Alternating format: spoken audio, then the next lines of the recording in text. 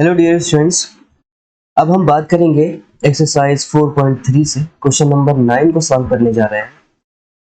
और ये क्वेश्चन है, two water taps together can fill a tank in 9 whole 3/8 hours.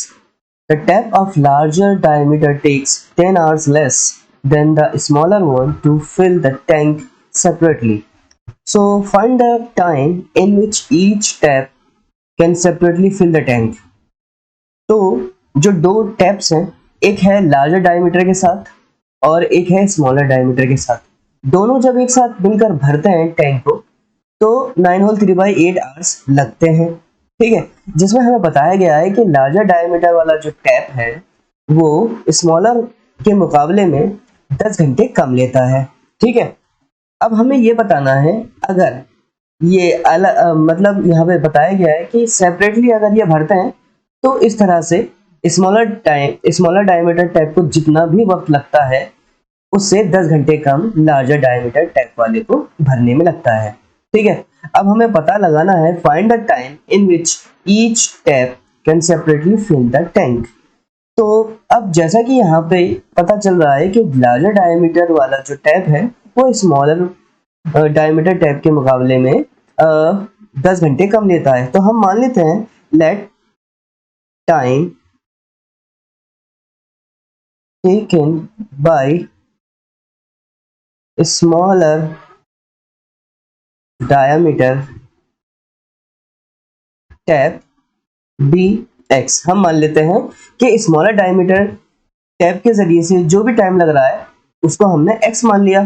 तो इस हिसाब से जो लार्जर डायमीटर टैप है उसको कितना टाइम लग रहा है, 10 घंटे कम लग रहे हैं। तो यहाँ पे हम लिखेंगे and time taken by larger diameter tap B 1 घंटे 10 घंटे कम है, तो इसको अगर x लगता है स्मॉलर डायमीटर को तो इसको x माइनस 10 लगना चाहिए। अब बात यह है कि सेपरेटली जब भरेंगे तो हम यहाँ पर ये मान के चलते हैं कि अगर इनको टोटल टाइम x लगता है और बड़े वाले को x माइनस 10 लगता है तो 1 आवर के हिसाब से उनको कितना टाइम लगना चाहिए। ठीक है, तो हम मान लेंगे यहाँ पर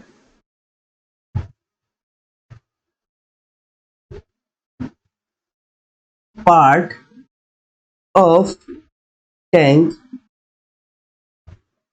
filled by smaller tap in 1 hour। अगर टोटल x आर लगते हैं तो 1 घंटे में उसको कितना टाइम लगेगा, तो ये हो जाएगा इसका रेसिप्रोकल।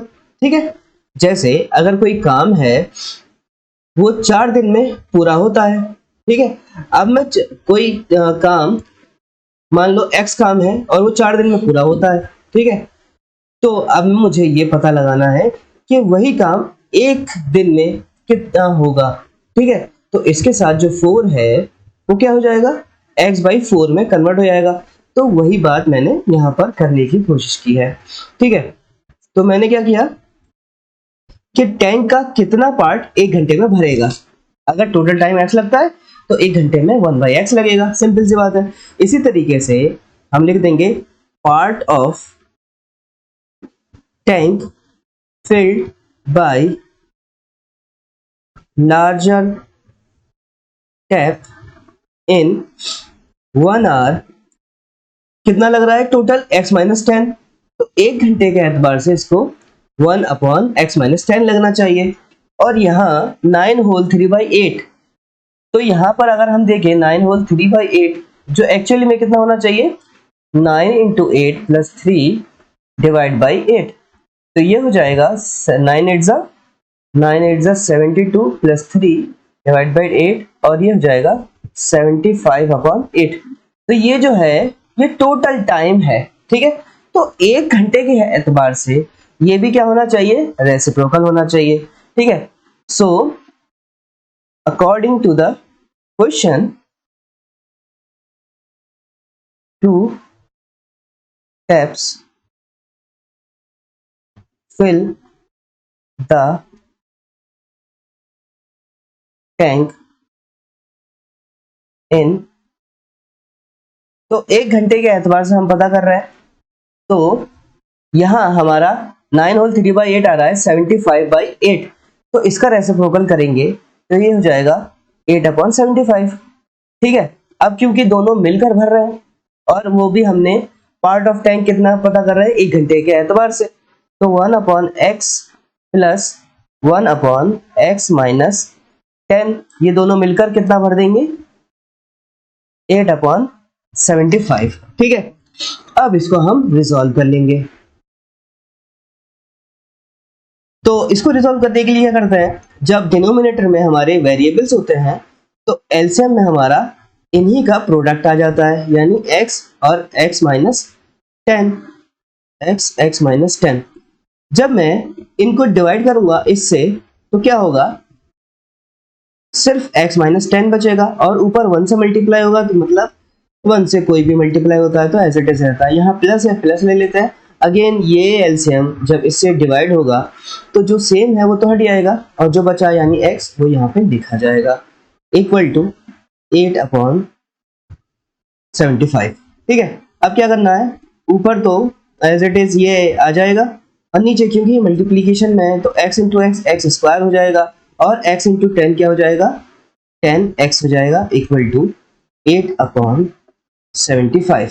ठीक है, फिर उसके बाद हम यहाँ पे देखेंगे कि ऊपर जो है x और x ये दोनों लाइक टर्म्स है, वो दोनों ऐड हो रहे हैं, तो x प्लस एक्स 2x हो जाएगा माइनस 10 अपॉन, और यह नीचे जो है इसको हम इस तरह से लिख लेते हैं इक्वल टू 8/75। अब हम क्या करेंगे, यहाँ क्रॉस मल्टीप्लाई करवा देंगे। ठीक है, तो 2x माइनस 10 इसके क्रॉस में हमारा 75 है और 8 के क्रॉस में हमारा एक्स स्क्वायर माइनस 10x है। तो फाइनली यहाँ पर 75 जब 2x से मल्टीप्लाई होगा तो ये हो जाएगा 150x और 10 से मल्टीप्लाई होगा तो 750 हो जाएगा। इस तरीके से 8x स्क्वायर से मल्टीप्लाई होगा तो 8x स्क्वायर हो जाएगा और माइनस 10 से मल्टीप्लाई होगा तो माइनस का 80x हो जाएगा। ठीक है, फिर हम ये जो दोनों नंबर हैं इसको हम एक तरफ ले लेते हैं स्टैंडर्ड फॉर्म में लाने के लिए, तो 8x square minus 80x, 150x को जब इधर लेके आऊंगा तो ये 150 माइनस में जाएगा और ये पॉजिटिव हो जाएगा 750 इक्वल टू 0। ठीक है, उसके बाद हमारे पास ये 180 और 150 ये जो लाइक टर्म्स है दोनों, ठीक है, अब ये लाइक टर्म्स है तो दोनों ऐड हो जाएंगे, तो यहाँ पर हमारा हो जाएगा यहाँ पे 150 प्लस 80, इसको ऐड करेंगे तो ये हो जाएगा 8530 यानी माइनस में 230 और प्लस 75 इक्वल टू 0। अब देखेंगे हम क्या इसको रिड्यूस किया जा सकता है, तो अगर हम इसे रिड्यूस करना चाहें क्योंकि 8 230 और 750 और यहाँ पे x था तो x लगाना पड़ेगा हमें। ठीक है, तो ये रिड्यूस हो सकते हैं, तो 2 से मल्टीप्लाई कर लेते हैं इनको। ठीक है, जब 2 से मल्टीप्लाई करेंगे तो ये हो जाएगा रिड्यूस होके 4x स्क्वायर और ये हो जाएगा 1115x और ये हो जाएगा 375 इक्वल टू 0। इसके बाद अब ये फर्दर डिवाइड नहीं हो सकते। ठीक है, तो अब हमारी ये स्टैंडर्ड इक्वेशन हो गई। अब हमें क्या करना है, x की वैल्यू पता करनी है, तभी हम बता पाएंगे कि टाइम जो लग रहा है स्मॉलर और लार्जर डायमीटर टैप के जरिए से वो कितना है, अगर हमारे पास x की वैल्यू आ जाती है। अभी x की वैल्यू कैसे आएगी, क्वाड्रेटिक फॉर्मूले के इस्तेमाल करके। ठीक है, क्वाड्रेटिक फॉर्मूला आप देखोगे कि हमने यहीं पे इस्तेमाल किया हुआ है, जो कि होता है x equal to minus B plus minus root B square minus 4ac divide by 2a। ठीक है, तो इसका इस्तेमाल करना है हमें। अब इसको यूज करने से पहले हमें क्या पता होना चाहिए, हमें पता होना चाहिए बी स्क्वायर माइनस 4ac। ठीक है, ये क्या बताता है हमें, क्वाड्रेटिक इक्वेशन की जो वैल्यू है वो आएगी या नहीं, यानी ये नेचर बताता है, जिसको हम डिस्क्रिमिनेंट भी कहते हैं।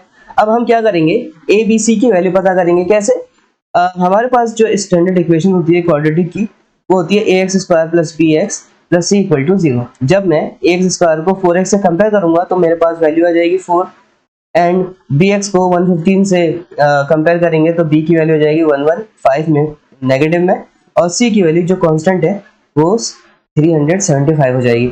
अब क्या करना है, ए बी सी की वैल्यू को इसमें पुट कर देना है। तो देखते हैं हम, बी की वैल्यू जो है -1115 है, 115 स्क्वायर है, स्क्वायर लगा दिया, -4 और ए की वैल्यू यहाँ पे हमने देखा कि 4 है और सी की वैल्यू हमारे पास 375। ठीक है, अब हम क्या करेंगे, 115 का स्क्वायर पता करेंगे। तो पता कर लेते हैं, 5 5 जा 75, 575 एंड 5 5 1 1 और ये हो जाएगा 115। फिर इसको ऐड कर लेते हैं, 7 5 और 10 11 12 और ये हो जाएगा 2 और 1। तो इसका जो माइनस माइनस देखिए, माइनस में स्क्वायर होता है तो क्या हो जाता है, ऐड हो जाता है। तो यहाँ पे आ जाएगा 13225। इसी तरीके से ये भी मल्टीप्लीकेशन में जाएंगे तो 4 4 सा होता है 16 और ये 375 से मल्टीप्लाई भी होगा। तो यहाँ मल्टीप्लाई कर लेते हैं रफली, 375 को 16 से मल्टीप्लाई कर लेते हैं। तो 16, सॉरी क्या कर रहा हूँ मैं, 375 को हम 16 से मल्टीप्लाई कर लेते हैं। 6 5 30, 7 6 42, 45 एंड 6 3 18, 7 3 और ये हो जाएगा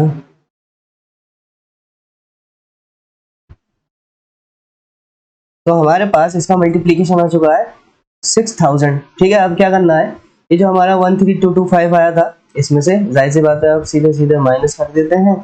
तो 225 और यहाँ बचेगा 7।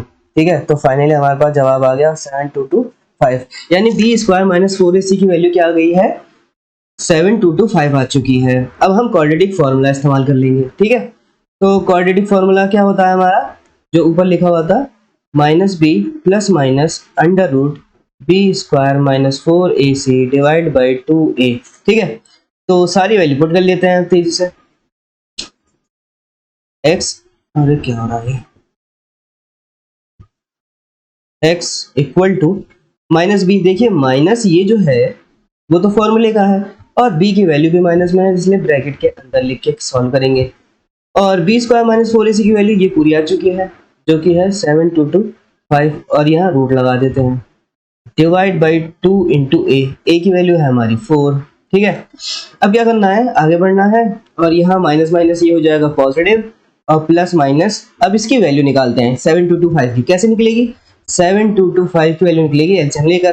ठीक है, तो ये क्योंकि 3 से जा सकता है क्या, 7 + 2 9 और 9 7 16 9, तो ये जाएगा ये जाएगा 5 से कर लेते हैं। तो 5 1 5 और ये हो जाएगा 22, 5 4 20, 5 4 20, 5 5 25। अगेन 5 से कर लेते हैं, 5 2 10 और ये हो जाएगा 44 यानी 5 8 40 और 5 9 45 और 2 8 9। देखिए स्क्वायर नंबर होता है, किसका स्क्वायर नंबर होता है, ये 17 का। ठीक है, तो फाइनली हमारे पास जो जवाब आएगा, क्या करते हैं हम, जब भी हम किसी का रूट पता करते हैं तो ये देखिए रफली आपको क्या करना है, हमें पता करना है 7225 का। ठीक है, तो हमारे पास जब हमने इसका एलसीएम लिया तो हमारे पास आया 5 × 5 × 17 × 17। तो क्या करते हैं, रूट में से हम पेयर को बाहर निकालते हैं। तो इसका पेयर बन चुका है 5 का, तो एक बाहर आएगा बाहर और 17 का भी पेयर है, तो फाइनल हमारे पास जवाब आ जाएगा 85। यानी रूट 7225 का जो जवाब आएगा रूट से बाहर वो आएगा 85 अपॉन 2 4 नीचे हमारा 8 है। ठीक है, फाइनली क्या करना है, आप देख सकते हो ये पूरा काम था हमारा रफली और ये भी रफली काम था, ये भी रफली काम था। ठीक है, अब फाइनली आगे बढ़ते हैं। ठीक है, अब यहाँ पे प्लस माइनस है तो जाहिर सी बात है x की दो वैल्यू आएंगी। तो क्या करेंगे अब हम, इफ टेकन पॉजिटिव तो x इक्वल टू, यहाँ इनके बीच में जो प्लस है वो हम ले लेंगे और देखेंगे कितना आता है, प्लस में लेकर डिवाइड बाई 8। ठीक है, तो इन दोनों को जोड़ेंगे तो 5 5 10 और 9 10 और ये हो जाएगा नीचे से डिवाइड यानी 8 से। तो 8 2 16 होता है और 16 ये हो जाएगा 40, 8 5 40।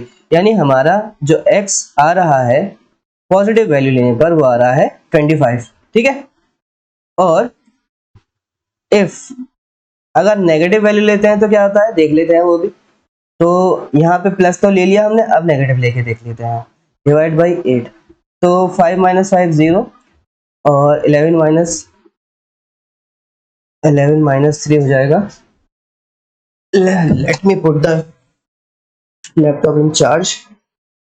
ओके, तो हमारे पास 11 माइनस 3 30 डिवाइड बाई, तो ये आ जाएगा 15 डिवाइड बाई 4। देखिए ये फ्रैक्शन में आ रहा है, ठीक है, तो फ्रैक्शन में हमारी वैल्यू ली नहीं जाएगी, ठीक है। तो हमारे पास जो सीधे जवाब होगा क्योंकि हमने माना था time taken by smaller tap, वो हमने x माना था और वो कितना आ चुका है, यानी जो स्मॉलर डायमीटर टैप है उसको 25 घंटे लगेंगे, और जो हमने टाइम माना था बाई लार्जर टैप वो हमने माना था x माइनस 10, यानी 25 माइनस 10। तो अगर स्मॉलर डायमीटर को 25 घंटे लगते हैं टैंक को फिल करने में, तो बड़े वाले टैंक को कितना टाइम लगेगा, 15 घंटे लगेंगे, ठीक है। आई होप आपके समझ में आया होगा किस तरह से इस सवाल को किया गया। फिर भी कोई डाउट हो तो let me know in the comment, and comment जरूर करिए कि आपको वीडियो समझ में आई या नहीं, and subscribe to my channel. मिलते हैं नेक्स्ट वीडियो में। Thanks for watching my videos.